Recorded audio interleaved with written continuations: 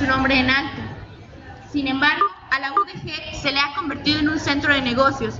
Promociona eventos que nada tienen que ver con la razón de ser de esta universidad, en lugar de promocionar eventos, por ejemplo, culturales. La universidad somos, pues, todos los estudiantes y académicos que vemos en esta casa la oportunidad de construir nuestro camino profesional, de regresar a la clase obrera un poco de lo que ellos nos ofrecen cuando con sus impuestos se paga parte de nuestra educación. Este ciclo de charlas nos muestra cómo este malestar ha teñido la historia de la universidad y, como siempre, desde el caso básico de una verdadera representación estudiantil que ha carecido de democracia y honestidad, y que sobre todo pues ha carecido en sí de ser una representación que mantenga unida a la población estudiantil y que trabaje por esos intereses que nos aquejan a nosotros, que somos la célula de esta institución. Bueno, pues voy a dar el currículum del profesor Juan Manuel Negrete Naranjo. Él nació en El Grullo, Jalisco, en 1952. Es licenciado en Filosofía por la Universidad de Guadalajara. Realizó estudios de posgrado en la Universidad de Freiburg en Alemania. Tiene además la especialidad en Filosofía Grecolatina Clásica. Se ha desempeñado como profesor a nivel bachillerato y licenciatura en las materias de Lógica, Ética, Filosofía, Historia de la Filosofía, Filosofía de la Historia, Teoría y Métodos de la Historia. Fue jefe del Departamento de Filosofía Clásica en la Facultad de Filosofía y Letras de la Universidad de Guadalajara. Desde hace varios años es editorialista de temas políticos, filosóficos, educativos en diversos medios locales y nacionales. Algunas de estas obras, por ejemplo, es Amula, La Serpiente de Mil Colores, Canteros de Plomo, Lógica Elemental, Política y Moral de la Filosofía del Liberalismo, La Filosofía Política de los Demócratas Atenienses, El Fantasma de Antígona y la Lucha por la Democracia en la Filosofía Griega. Es autor de varios libros y recibió, entre otros, el Premio de Jalisco a las Letras en 2004. Fue fundador del PRD en Jalisco y donde ocupó varios cargos hasta 1998, cuando renunció. Se ha caracterizado por sus agudos análisis sobre la historia de la Universidad de Guadalajara. Muchas gracias, profesor, por estar aquí con nosotros. Gracias. Muy buenos días. Quiero agradecer la invitación a este núcleo estudiantil que tan cordialmente me invitó a departir con ustedes un rato. Esto se inserta pues en una dinámica que yo ya dejé hace tiempo. Trabajé 36 años aquí en estas aulas, en estos muros. A mí me tocó todavía cuando no se destruía esta parte del edificio tan bello que está de aquel lado. Después nos cambiamos aquí. Y bueno, yo estudié filosofía, para decírselos a ustedes, y ahí me estuve 36 años en activo, hasta el 2010, que pues me llegó mi periodo de jubilación y me fui. Me invitaron porque me dijeron que están trabajando como equipo investigaciones en serio en torno a lo que podríamos decir la vera historia de la UDG, que es muy importante conocerla, es muy importante que nosotros sepamos, como miembros de esta universidad, lo que realmente estuvo ocurriendo y ha ocurrido. Al parecer, de entrada, cuando dice uno vamos a hablar del FESO, a mí me tocó ver por ahí en el Face algunas de esas preguntas irónicas que se hacen ustedes, los jóvenes, que son los que más se meten a las redes sociales. Y alguno de ustedes preguntó por ahí, no sé quién, ¿el FESO? ¿Qué es eso? ¿Verdad? Y otras más preguntas así que decían, que revelaban una verdadera ignorancia sobre este asunto. De pronto me dio pues pena que alguien no sepa dentro de la UDG lo que fue el FESO, ¿no? Y por supuesto que es un tema, ahorita lo vamos a ver, que tiene incidencia de gran actualidad, y es a lo que quiero orientar mi charla. A ver si les puedo aclarar un poco. tienen razón por una parte en el sentido de saber que esto ocurrió pues casi hace 70 años, ¿no? Entonces, pues oye, hace 70 años ni el de la voz había nacido. Entonces, pues claro, ¿yo cómo voy a saber de algo de 70 años atrás? Ustedes que están más jóvenes tienen una distancia de 50 años por lo menos con esos acontecimientos y no lo saben. Bueno, pero precisamente es la historia la herramienta con la cual retrotraemos ese pasado y nos lo traemos al presente. Y vamos a ver si tiene alguna validez, si tiene alguna vigencia. De eso se trata, ¿no? Es pasado, como es pasado la Revolución Mexicana, como es pasado la independencia, como es pasado la conquista. De la conquista hablamos de hace 5 siglos casi. Es más, es pasado Grecia y es pasado Roma, 2000 años o más. Es pasado Jesús, si es que existió. Y sin embargo lo estudia la gente. Nosotros nos decimos herederos de la cultura occidental, y la cultura occidental se dice la cristalización o la realización de lo que es la civilización greco-romana, bueno, de hace 2500 años, de hace 2000. Entonces, ¿para qué sentido tendría estudiar cosas que pasaron hace 2500 años y sin embargo las tenemos presentes aquí? Entonces, cosas que ocurrieron aquí, en estos mismos espacios, por gente que pudo haber sido o son nuestros abuelos, nuestros papás, ¿cómo no va a tener relevancia para nosotros? Es nuestro pasado reciente, es lo que ocurrió y es lo que determinó lo que ahora somos. Es muchas, por ejemplo, este aislamiento, esta escasez de público tiene una explicación que tiene que ver con este pasado reciente. Y ahorita lo vamos a ver. A eso voy. Bueno, en primer lugar, la universidad nació, esta universidad en la que estamos, nació el año de 1925. Antes había habido una que funcionó desde 1792 hasta 1861. Más o menos son unos 70 años, 80 años que estuvo por ahí funcionando, aunque hay largos periodos en los que la cerraban, la volvían a abrir, la volvían a cerrar, la volvían a abrir. ¿Por qué la cerraban y por qué la abrían? ¿O cómo la cerraban y la abrían? Bueno, muy sencillo. Llegaban los mochos al poder, los católicos al poder, y cerraban una cosa que se llamaba Instituto de Ciencias, que era la organización de estudios superiores que trataba de ser liberal, que trataba de ser científica, con todas las limitantes del siglo XIX. La universidad había sido fundada obviamente por el clero, entonces era en la colonia era abiertamente confesional, abiertamente católica. Entonces llegaban los liberales al poder y la cerraban la universidad. Pero como estuvimos así 50 años desde la independencia hasta que se fueron los franceses, entonces llegaban unos al poder y cerraban la contraria y abrían el propio. Llegaban otros al poder y viceversa, ¿no? Yo me acuerdo que cuando nosotros cuestionábamos por ahí por los 70s con los viejos que qué estaba pasando con esta universidad que estaba derechizándose, los viejos nos decían: no se preocupen, ya la vamos a cerrar.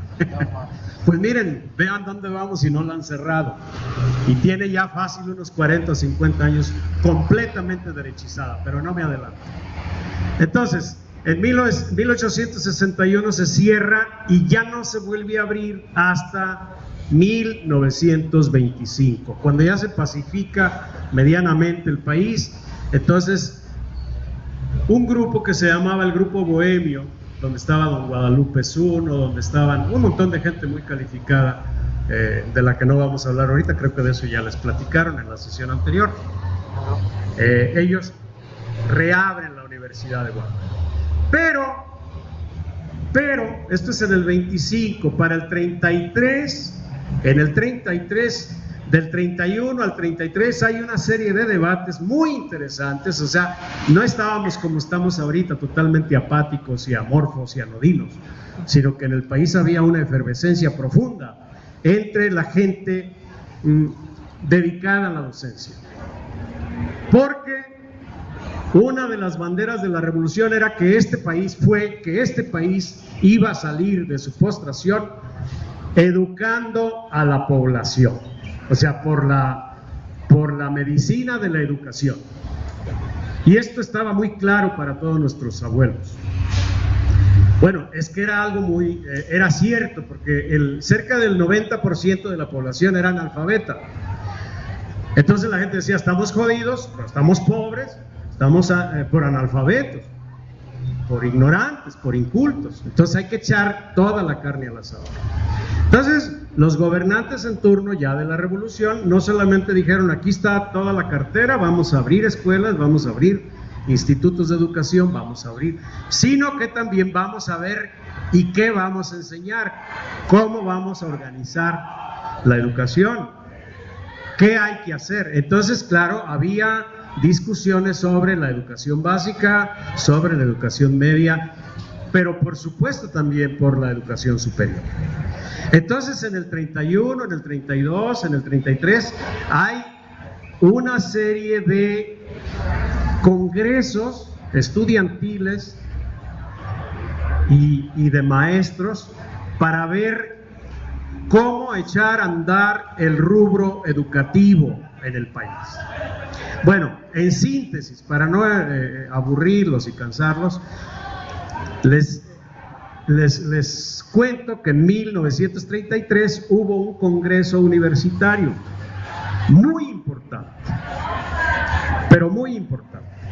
Y en ese se van a enfrentar las dos grandes vertientes que había en el país. O sea, la gente de izquierda proponía que en las universidades y que toda la educación que impartiera el Estado fuera socialista. Fíjense bien, que fuera de corte socialista.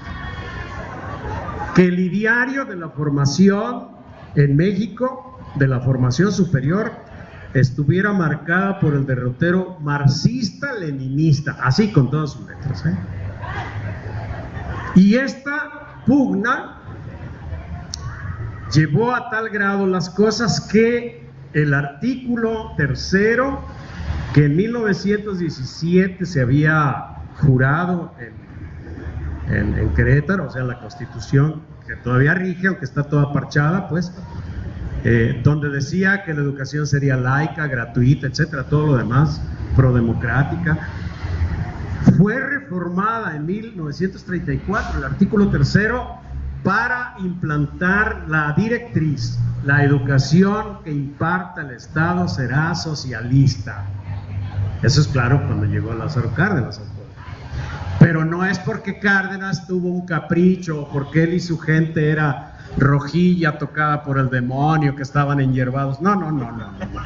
Era toda una discusión en congresos, en normales, en secundarias, porque entonces la secundaria era muy importante. Pues si la gente mal terminaba la primaria, y les digo que el 90% antes había sido analfabeta, entonces lo que iba caminando era justamente la gente que se iba ilustrando. Y ese fue el consenso nacional, de manera que la educación en México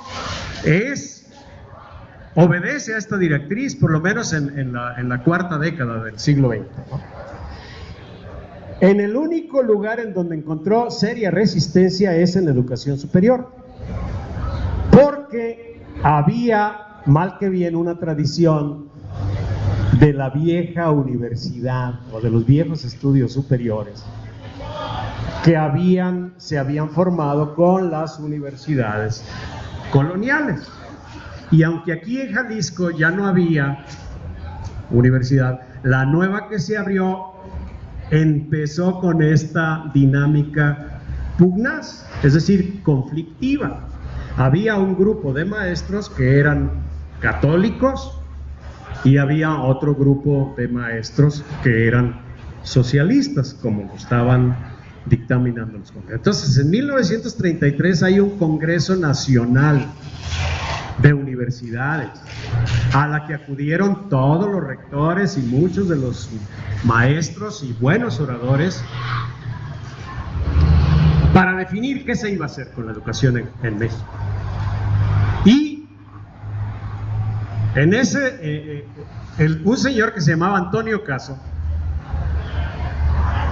mandó una ponencia, porque era obvio que se iba a discutir: ¿nos vamos por la línea socialista de la educación o no?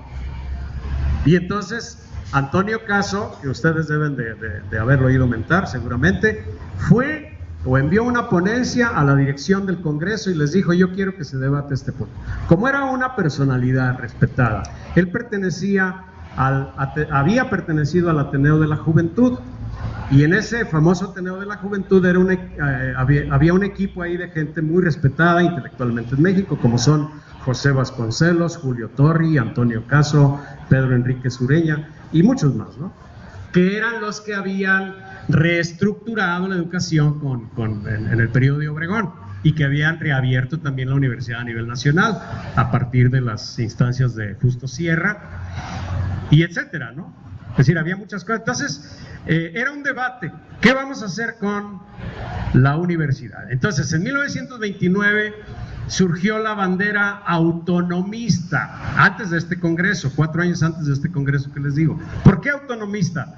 Porque ya la tendencia a irse hacia la izquierda, pero vamos, apoyados por la línea institucional, era muy fuerte, cada vez más fuerte y cada vez más fuerte. Entonces los católicos o los tradicionalistas en el país como que buscaban la fórmula de evitar que la universidad fuera contaminada. Fíjense bien, evitar que la universidad en el país fuera contaminada de estas ideas rojas, socialistas, comunistas, no sé, pervertidoras tal vez, ¿no? Y entonces, ¿qué ocurre? El grupo del doctor Medellín, que era el rector de la UNAM, se reúne y propone, porque todo el mundo reconocía la gran capacidad oratoria de Antonio Caso, un filósofo del grupo del Ateneo de la Juventud y aparte líder de los estudiantes católicos. Entonces dicen: ¿a quién le oponemos que pueda contrarrestar la influencia de Antonio Caso en el Congreso? Y entonces surge la figura ahí de Lombardo Toledano. Lombardo Toledano era el director de la Escuela Nacional Preparatoria, y se convierte el debate entre Lombardo y Caso en la clave, o sea, el debate central de lo que ocurre en ese Congreso de 1933.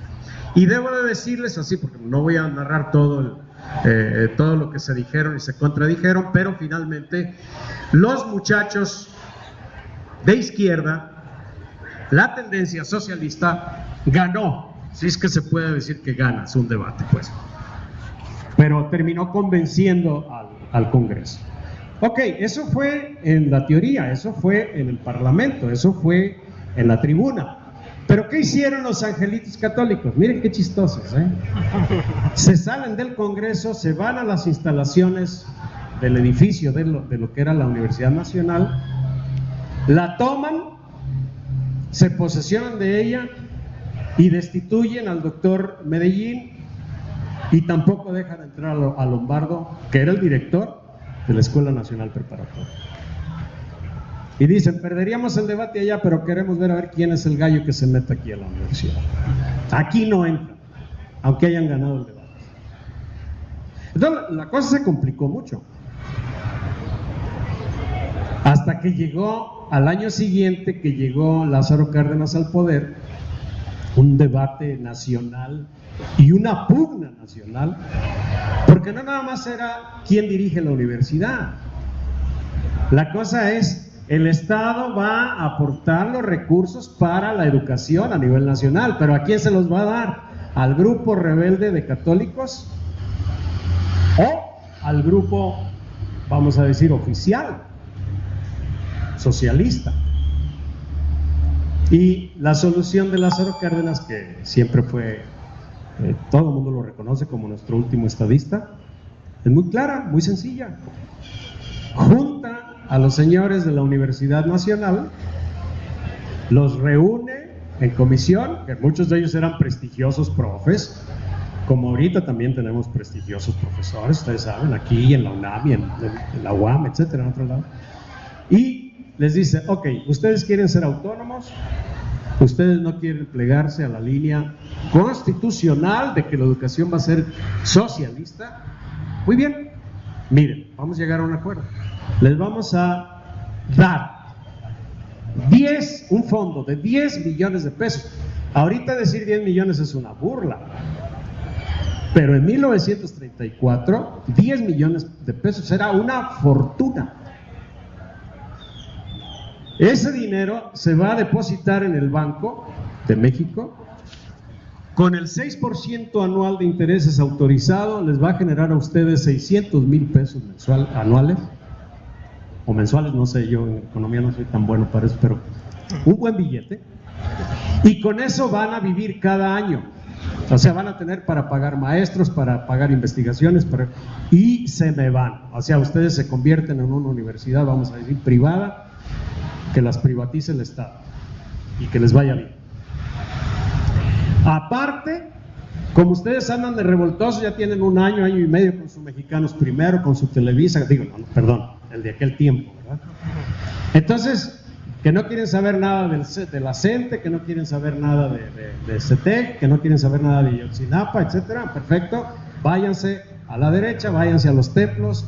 Les vamos a regalar todos los edificios, fíjense bien, los edificios, el de minería, el de Mascarones, en lo que había sido la Inquisición, etcétera, los viejos edificios, San Ildefonso, los viejos edificios de la universidad, quédense con ellos, para que no tengan que gastar en nuevas instalaciones. Y aparte, los banqueros, los industriales y los comerciantes les están prometiendo los bueyes y la carreta, que ellos los van a sostener. Entonces, el gobierno les pone 10 millones en la bolsa y aparte, vayan y saquen de acuerdo a los comerciantes, a los industriales, a ver cuánto les van a dar. Miren, yo quiero confesarles un pecado mío, personal, de ignorancia, porque esta información, hasta que uno se mete a estudiar en serio a fondo las cosas como pasan, yo la he manejado en varios escritos diciendo que 10, 15 años después se les empezó a acabar el dinero, y cuando ya se le acabó el dinero recurrieron otra vez al gobierno, o sea, ya con Miguel Alemán, o sea, 10 años después. Y eso no fue así. Al año estaban otra vez con Lázaro Cárdenas. Oiga, don Lázaro, tata, como son los pedigüeños, ¿sí? Fíjese que los de la pequeña, los empresarios no nos quieren dar un psico, no nos han dado un solo. ¿Cómo?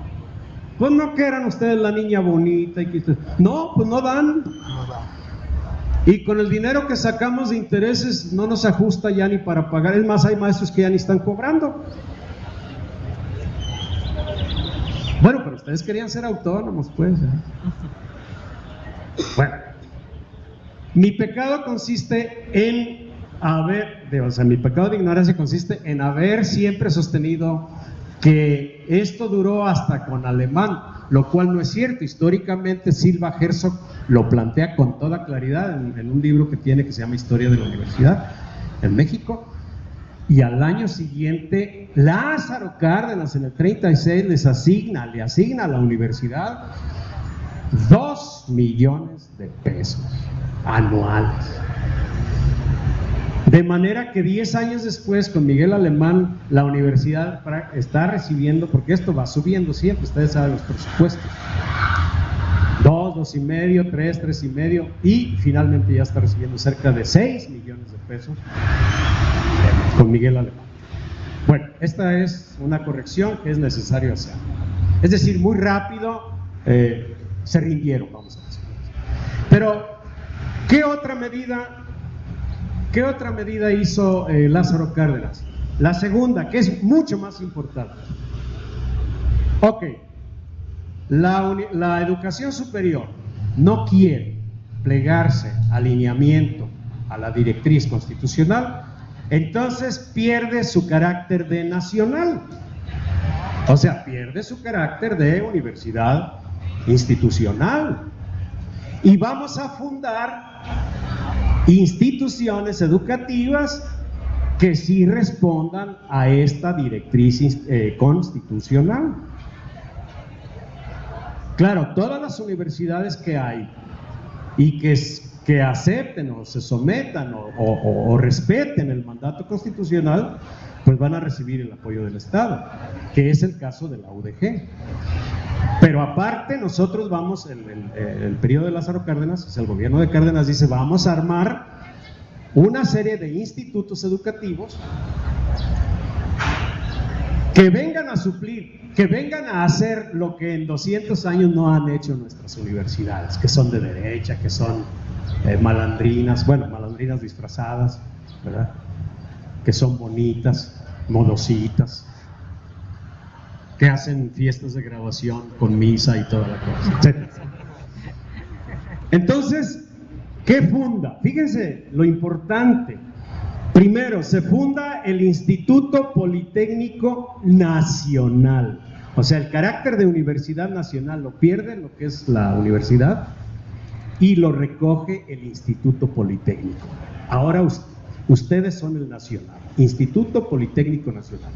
¿Y qué cosas o qué materias se van a impartir ahí? Bueno, pues ciencia, física, química, matemáticas, arquitectura, etcétera.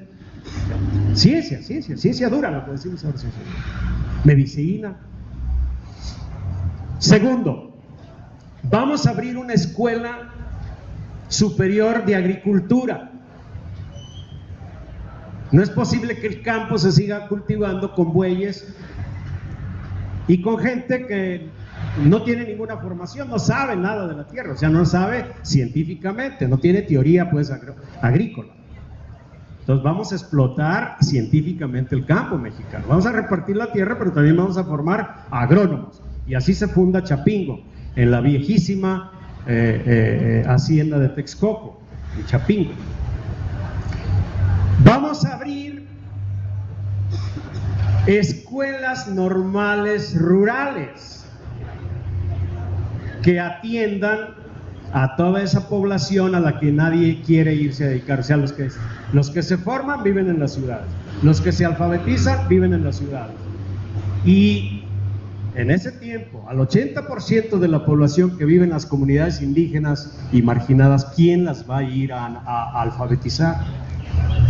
Y así aparecen las escuelas normales rurales. Cuarto, ¿cuántas llevamos? Poli, Chapingo, normales rurales. Cuarto, en 1938 viene la expropiación petrolera. El problema no es tanto el crudo o los hidrocarburos, estamos otra vez donde mismo. ¿Y quién lo va a explotar? ¿Y quién lo va a trabajar? ¿Y quién lo va a transformar? ¿Dónde están los mexicanos formados que sean capaces de trabajar para sacarlo de donde esté y convertirlo en bienes preciados? Y se funda tal vez el instituto más importante de ciencia que hay en México, que debía de haber en México todavía, que es el IMP, el Instituto Mexicano del Petróleo. Ya prácticamente desaparecido con Fox. Bueno, ahorita vamos a la siguiente parte de la historia. Y de las universidades, que casi todas se fueron con la UNAM, o sea, con la Universidad Católica del Centro, la más importante que aceptó trabajar con la línea constitucional, admírense, se llamó la UDG. O sea, dentro de este pentagrama, dentro de este pentateuco de instituciones educativas populares, cuando nació, una de ellas fue nuestra universidad, la UDG. Por eso no somos autónomos, nuestro nombre no es autónomo. La UDG entró dentro de este proyecto cardenista, popular, de rescate, de superación, o sea, de convertir de poner a este país sobre sus pies, sobre sus piernas, y no de cabeza como estábamos. Pero entonces, ¿qué pasa o qué pasó con la UDG en el 33, en el 34? Bueno, pues aquí hubo una pugnota, igual que en México, los maestros y estudiantes católicos se pelean con los socialistas y se van, se tienen que ir de aquí y abren en la casa de enfrente su propia universidad, la Universidad Autónoma de Guadalajara, los tecos. Y son autónomos y ellos no van a seguir la línea del socialista y guaguaguá y todo esto. Y entonces se queda esta universidad pública, chiquita, reducida, desprestigiada, difamada, de roja, de peleonera, de comunista, pero con lo más importante, con el recurso del Estado. Y por muy valientes que sean los católicos, o los de derecha, por no decir católicos, en ese tiempo se decía católicos, ahora vamos a decir de derecha para no herir susceptibilidades, por muy combativos que sean, pues 3, 5, 10 años después, o sea, desde siempre, desde el primer momento están ellos queriendo, luchando porque el presupuesto se asigne a la universidad autónoma, o sea, que se le dé a los grupos católicos. Y a punto estuvieron de conseguirlo varias veces. ¿Por qué? Por una razón de cómo funciona nuestra política, ¿no? Cárdenas, primero, bueno, poco a poco fue creciendo su influencia y su capacidad, su control a nivel nacional, pero hasta el 36 logró, vamos a decir, desde el 34 que era presidente hasta el 36, logró derrotar a Calles, que Calles era el Raúl Padilla de la presidencia nacional, ¿no? Y sí, tenía rectores, pero todos sabemos quién es el verdadero rector. Así también, Calles dejó el poder en 1928 y después siguió Abelardo L. Rodríguez y Pascual Rubio y por ahí hay otro, no me acuerdo el nombre. Y el siguiente títere iba a ser Lázaro Cárdenas. Lo que pasa es que el Tata pues salió hombrecito. Y lo que ocurrió, que debió de haber ocurrido desde antes, pero bueno, en el 36 lo tuvo que exiliar, se tuvo que ir, Calles. Y entonces ya el Tata ya pudo poner institucionalmente a este país sobre sus pies. Es decir, el presidente es el presidente. Bueno, esa es una historia larga de contar si le seguimos con los presidentes que ha habido después, pero aquí lo dejamos. Entonces, aquí en Jalisco, el gobernador que estaba en el 34 se llamaba Sebastián Allende, era callista. Y él no estaba dispuesto a seguir la línea que dictaba el grupo cardenista y que fue llevado hasta la Constitución. O sea, él no quería obedecer a Cárdenas, tampoco iba a obedecer a la Constitución, pero era el gobernador estatal. Entonces, ¿y luego qué pasó en el 34, en el 35? El candidato cardenista se llamaba Silvano Barba, ese señor al que le da el nombre el auditorio que está ahí abajo, Silvano Barba González. Él era el candidato cardenista para gobernador. Pero Sebastián Allende tenía de candidato a Everardo Topete. ¿Y qué creen? Ganó, bueno, como se gana en México, ¿eh? Como ganamos todavía. Es decir, él tenía el control y no iba a dejar que llegara un contra. Y entonces Everardo Topete pasa a ser el gobernador del estado. Desde el 34 hasta el 38, o desde el 35 hasta el 39, porque entonces eran 4 años. Entonces, fíjense bien, desde el 33, 34, que ya en el resto del país se implanta la directriz socialista para la educación superior, también para la más abajo, ¿no? Pero la superior es la que estamos hablando aquí. Aquí teníamos una universidad, pero que socialista, pero que no podía desarrollar en esta línea, en esta orientación, porque el gobierno del Estado hipócritamente se decía respetuosa del dictamen constitucional, pero no lo aplicaba, y el recurso tampoco crecía, hasta que finalmente en 1939 llega al gobierno Silvano Barba González, y ahora sí, ya como cardenista, ahora sí, señoritos de los tecos, se me van para allá, ustedes no van a ser los favorecidos del recurso institucional, y la UDG tiene todo, ahora sí, todo para desarrollar. Ya no hay, vamos a decir, obstáculos de carácter político, ahora sí ya hay una coordinación en las dos instancias. Ahora bien, dijimos, vamos a hablar del FESO.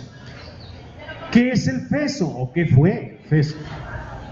Estos 5 años de FESO son muy interesantes, es donde realmente se ve que valió la pena la lucha estudiantil.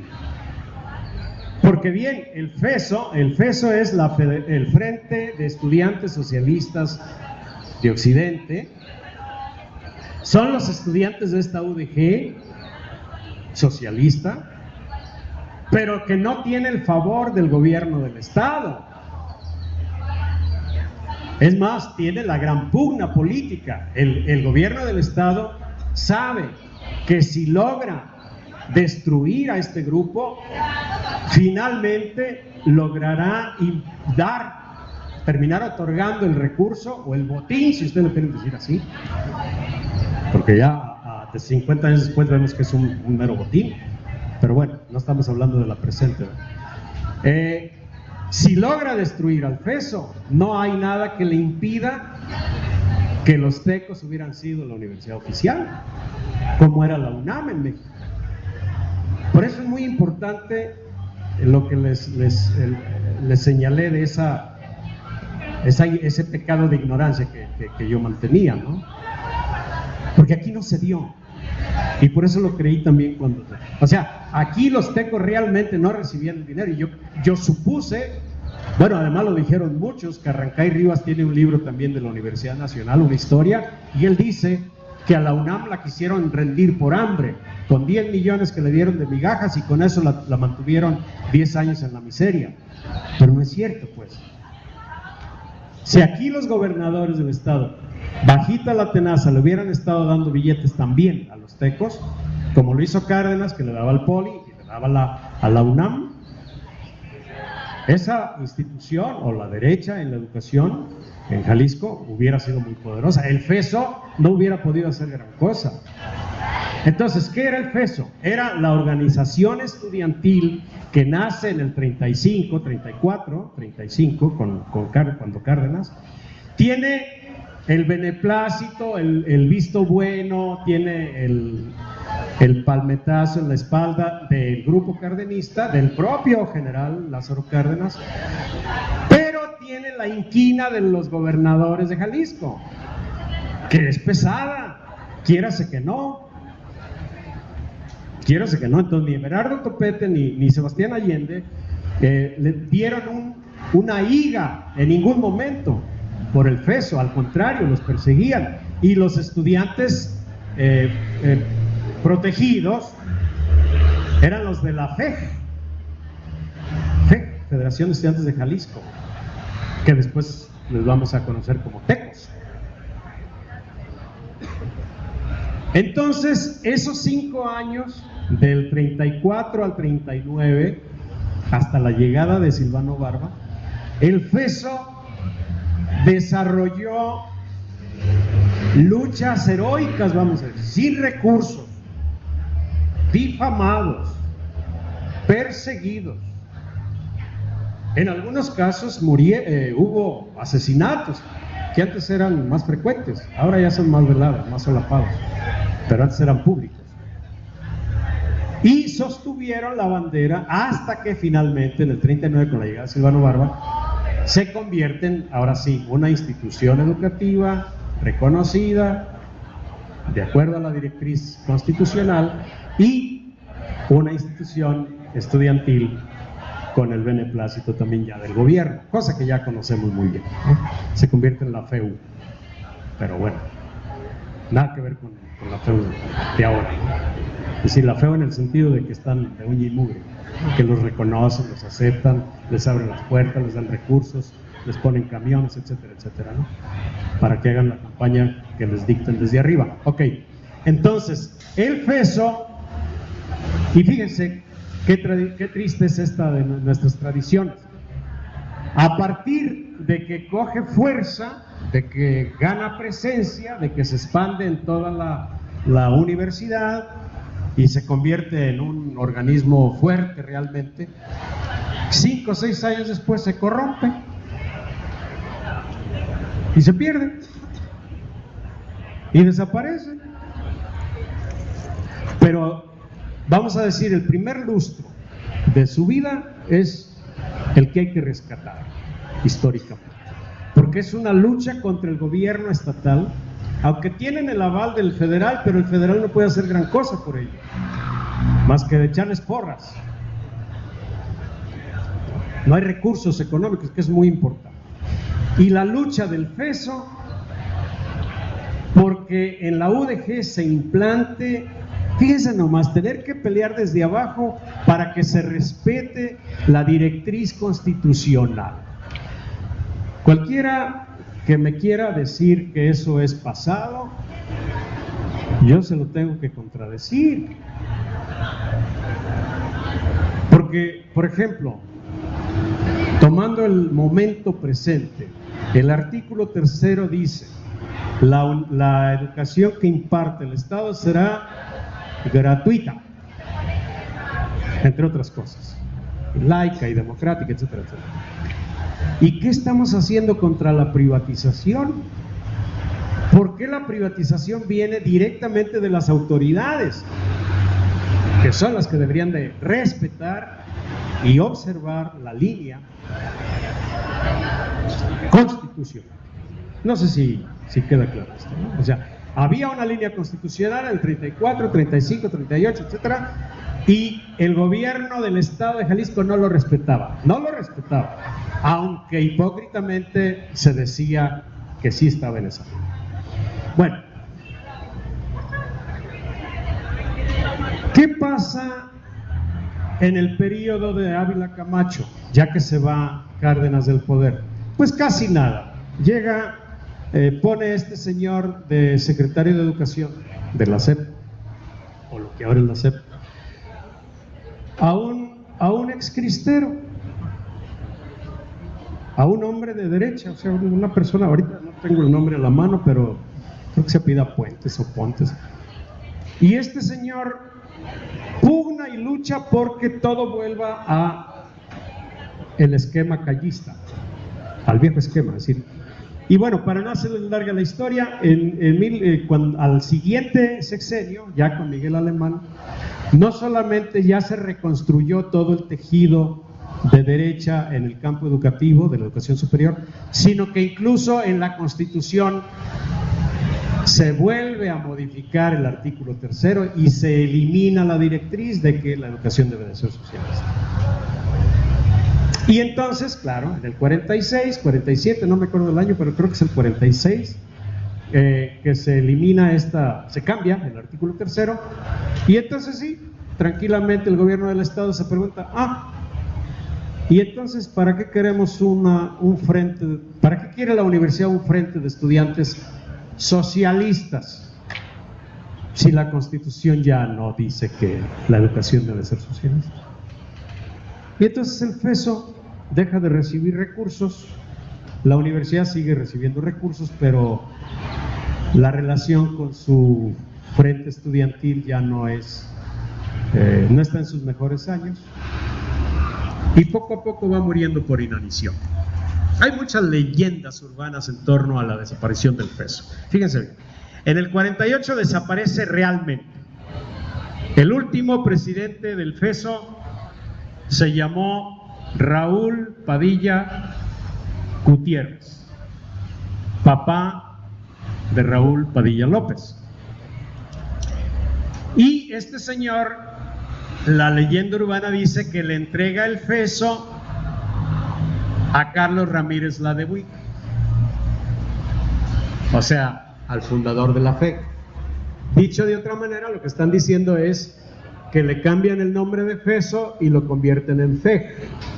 Pero eso es falso, eso es mentira. Carlos Ramírez Ladewig padecía de trastornos mentales muy serios, y no estoy haciendo invención, yo no estoy inventando. El señor tenía que ir permanentemente a Austin a que lo revisaran en Texas, y lo internaban algunos meses en una clínica psiquiátrica, y luego ya regresaba tranquilo, pero luego enloquecía de vuelta y se lo volvieron a llevar. Entonces, en esos años del 48 al 52 son los años más difíciles que tiene Carlos Ramírez, justamente en su desarreglo psiquiátrico. Entonces, ¿a quién le entregó Raúl Padilla Gutiérrez, o Raúl Padilla padre? ¿A quién le entregó el feso? Un feso que pues ya no era nada, o sea, había que quitarle el nombre de socialista, eso era todo. Bueno, hubo una asamblea en la Escuela Normal de Jalisco, donde se reunieron los únicos 3 comités estudiantiles que realmente funcionaban. 4, pero 3 eran realmente funcionales. El de Derecho, que encabezaba un señor que se llama, todavía vive, Guillermo Cosío Vidaurri, era el presidente de la Sociedad de Alumnos de Derecho. El presidente de la Normal, que se llamaba José García Hernández, por si alguno de ustedes quiere saberlo, era tío carnal, hermano de la madre de Horacio García Pérez. No, del papá. No sé si ubican a Horacio García. Los más jóvenes, los más viejos sí lo ubican. Y el presidente de la Escuela de Medicina, que se llamaba Daniel Ruiz Villalobos.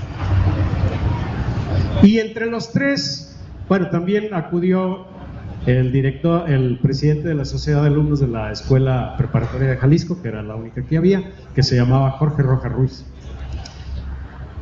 Y de estos 4 señores, el de la prepa obviamente no iba a ser el presidente, llegan a un convenio. El primer presidente va a ser la Normal, el segundo presidente va a ser de Medicina, el tercer presidente va a ser el de Derecho, y así nos vamos a estar rolando. Es la democracia, compañeros. Luego otra vez la Normal, luego otra vez Derecho, luego otra vez Medicina, luego otra vez Normal, otra vez.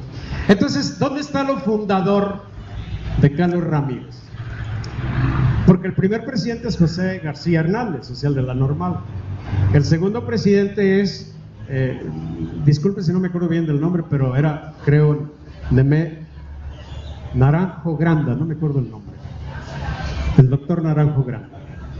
Y el tercer presidente iba a ser de Derecho, o fue el de Derecho, se llamó Carlos Ramírez Ladewig. Entonces, ¿por qué borrar estas 2 páginas de estos 2 presidentes anteriores? Aunque no tuviera fuerza la fe, aunque no tuviera maldita la fuerza ni nunca con la que llegó a tener el feso. Bueno, después la fe va a ser otra cosa. Pues porque hay que construir las leyendas urbanas, ¿no? Carlos Ramírez Ladewig es hijo, o era hijo, de Margarito Ramírez Miranda, un gobernador, un exgobernador. Y él sí le va a dar, vamos a decir, caché a la organización estudiantil.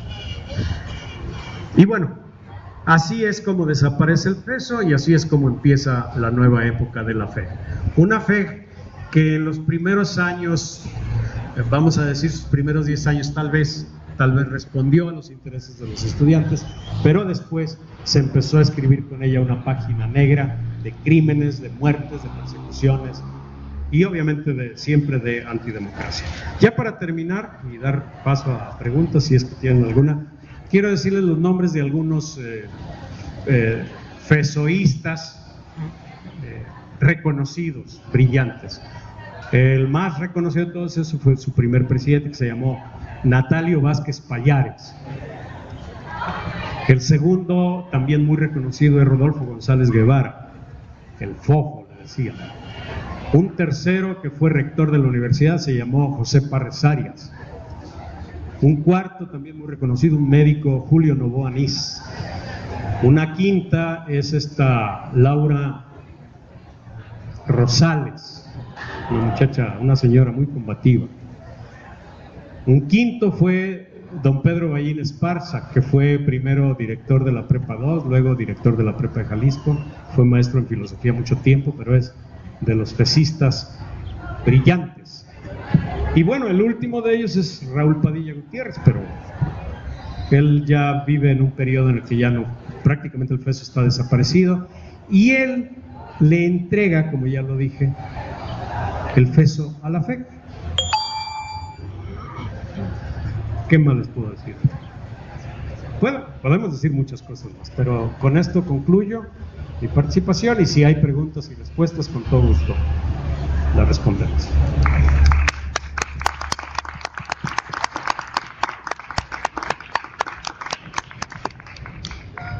¿Algún compañero que tenga una pregunta?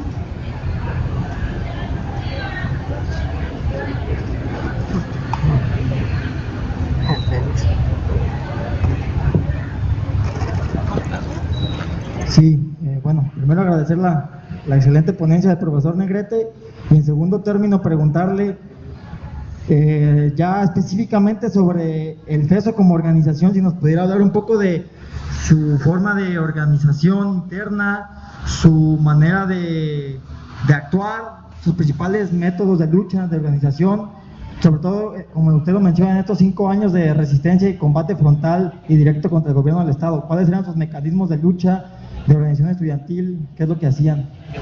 Gracias.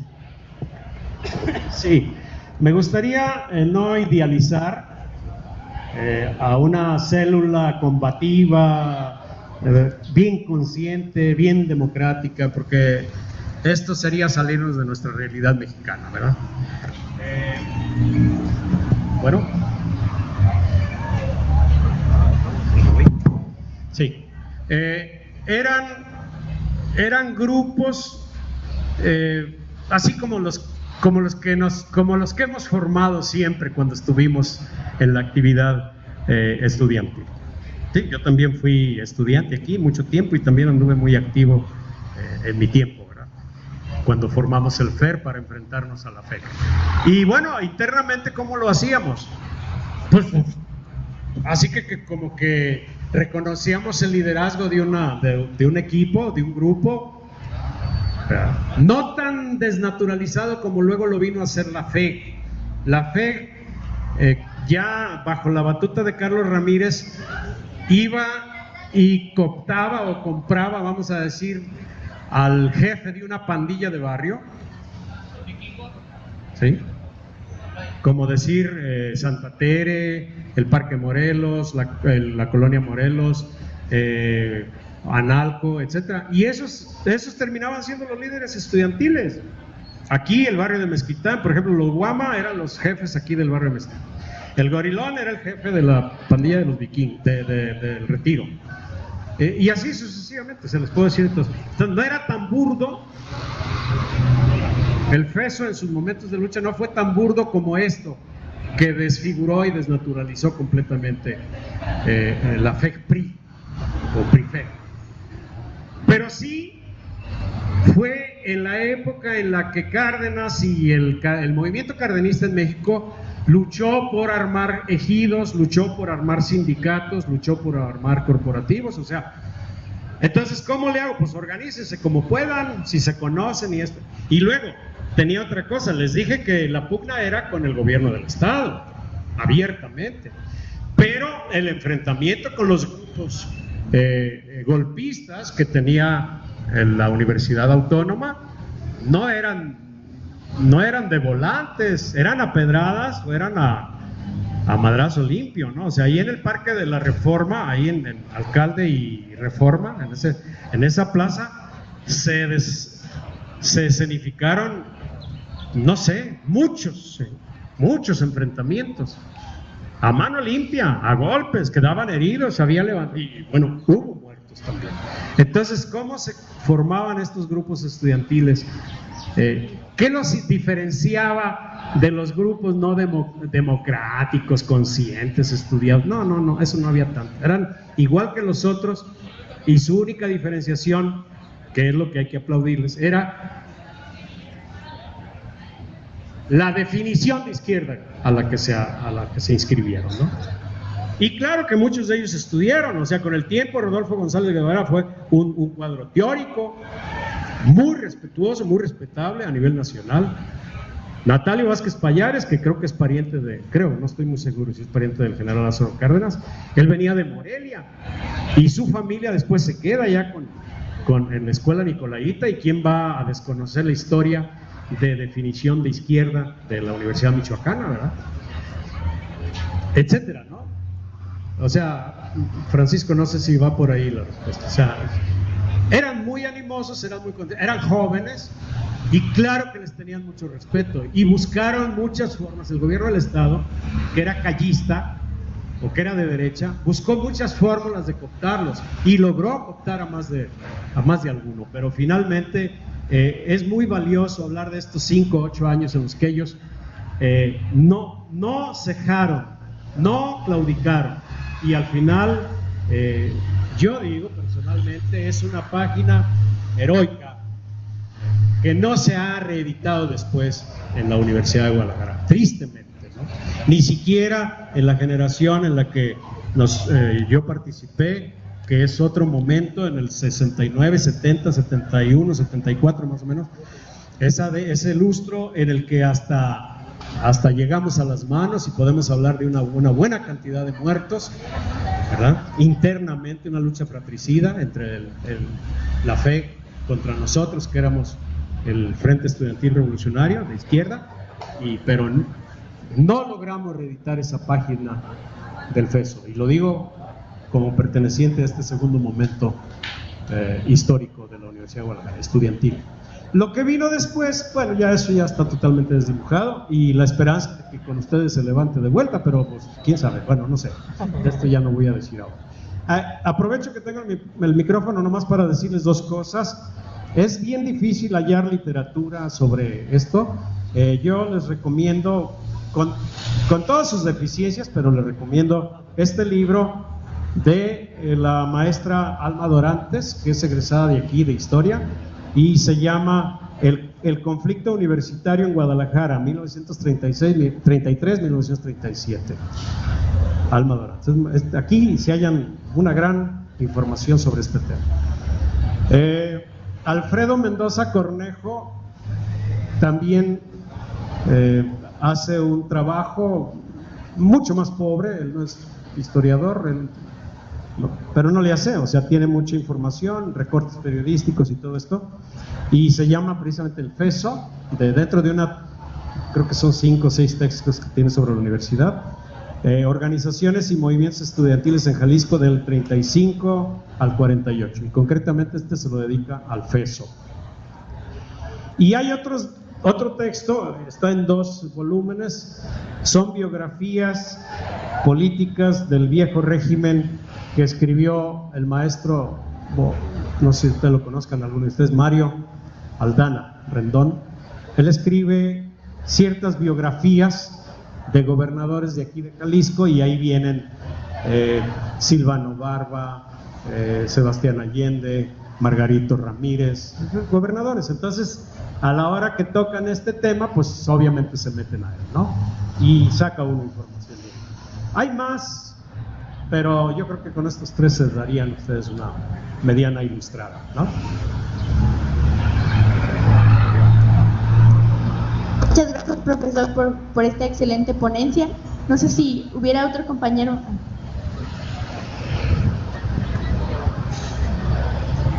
Bueno, saludar al maestro con su ilustrativa, muy acertada charla. Yo solamente quisiera hacer un breve comentario, o tal vez anecdótico. También a la población, pero cuando en el 38-39 se reabre nuevamente la Universidad de Guadalajara, y el rector es Constancio Hernández Allende, se mandan siendo gobernador Everardo Topete, ya de salida, se mandan a hacer los 3 famosos murales que se conocen aquí de José Clemente Orozco, precisamente el del Paraninfo de la Universidad de Guadalajara, el del Palacio de Gobierno Hidalgo y el del Instituto Cultural Cabañas. Toca la apertura de la universidad con también este mural de José Clemente Orozco, que su nombre original es El Maestro, y precisamente Constancio Hernández tenía una inspiración lombardista, y el mural en donde hay una figura egregia del maestro es precisamente Vicente Lombardo Toledano. Sus bocetos después son publicados en la Universidad Obrera Vicente Lombardo Toledano y duran muchos años ahí. Me parece que hasta los vendieron a una universidad tejana, el archivo de la universidad, ¿verdad? Una universidad norteamericana. Pero ahí aparecían los bocetos y con los datos precisamente manuscritos de José Clemente Orozco. Cuando llega este grupo, encabezado por Raúl Padilla, a la dirección de la universidad, comienzan a hacer también cambios en la historia y la perspectiva de la universidad, no solamente de hecho hasta convertirle a una universidad neoliberal. Sí, si esa es la posición del gobierno, pues la universidad tiene que estar encajada en ese proyecto, como bien lo planteó el maestro. Le cambian el nombre, ¿verdad? Porque Lombardo Toledano pues tenía esa posición socialista, y yo recuerdo algún escrito por ahí de la posición antineoliberal de Lombardo, cuando todavía ni sabía qué cosa era eso, y tomando la base de un discurso del papá del actual secretario de Educación Pública, un ensayo que hace sobre ese mural, que explica lo que es el hombre pentafásico, que es un elemento que aparece de carácter secundario en ese mural. Hoy esas autoridades le quitan el nombre del maestro y le ponen el hombre pentafásico, ¿verdad? Y hoy ya se conoce como el hombre pentafásico ese mural de José Clemente Orozco. A la universidad le quitan su origen de carácter popular de 1925 y ahora se convierte en la Universidad Bicentenaria, que si fuera como la universidad creada por el rey Carlos IV, ¿no? En donde era una universidad que no tenía nada que ver con esto, era una universidad de la aristocracia, y para ser estudiante de esa universidad tenía que comprobar documentalmente que tenía un nombramiento aristocrático, ¿no? No tenía nada que ver con esa universidad, pero ya la convierten en la Universidad Bicentenaria, ¿no? Y que forma parte de este proceso y de esta estrategia de ir deslindando a esta universidad de su contenido original y de su proyecto original. Muchas gracias.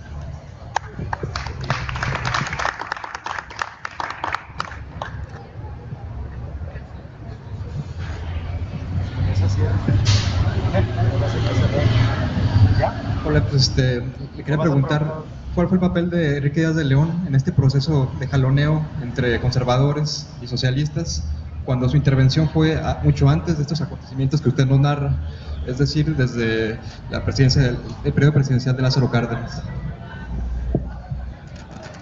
Bueno, Enrique Díaz de León era el rector, fue el primer rector de la universidad, y en el Congreso de 1933 él fue el orador oficial por la Universidad de Guadalajara.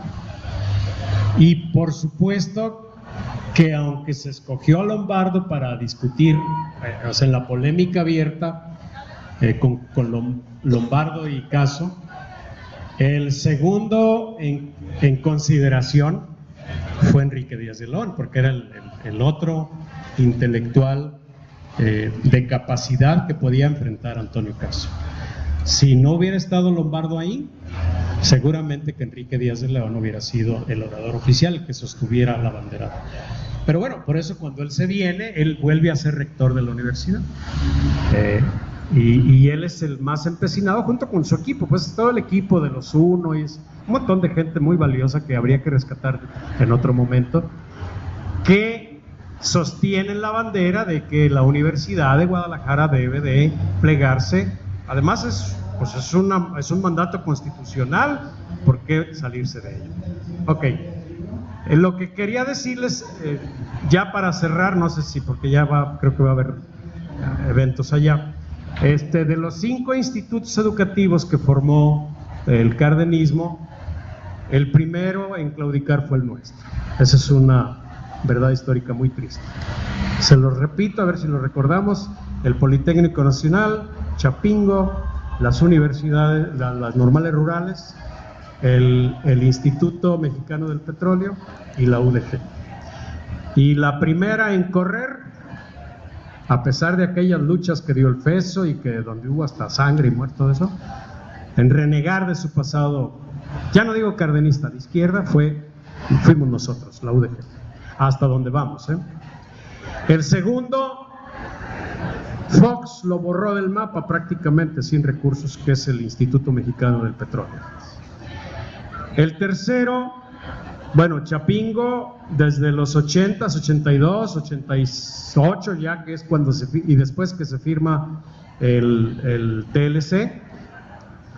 La carrera de agronomía, la carrera de agricultura, todo lo que tenga que ver con el desarrollo agropecuario de nivel científico está totalmente desinflado desde el gobierno. Al Poli ya lo llevaban también en matajadito ya para acabarlo, pero el año pasado se levantaron en armas los compañeros del Poli y creo que están revirtiendo la agresión, el embate. Pero lo que no tiene nombre es lo de la normal, lo de las normales rurales. Y ya no quiero hablar de eso ahorita porque es pan de cada día. Vergüenza es que tras la agresión y los crímenes contra Ayotzinapa, que es hermana de leche de la UDG no diga ni pío. Es una tristeza. Si nacimos donde mismo, del mismo vientre, arrancamos con los mismos principios. Está bien que se haya claudicado aquí, pero que ni siquiera se voltee a dar, aunque sea una carta de pésame. Que no se participe en ninguna de las acciones de reivindicación por lo de Ayotzinapa, eso no tiene nombre. Pero en fin, no quiero hablar de más, aquí lo dejamos. Muchas gracias.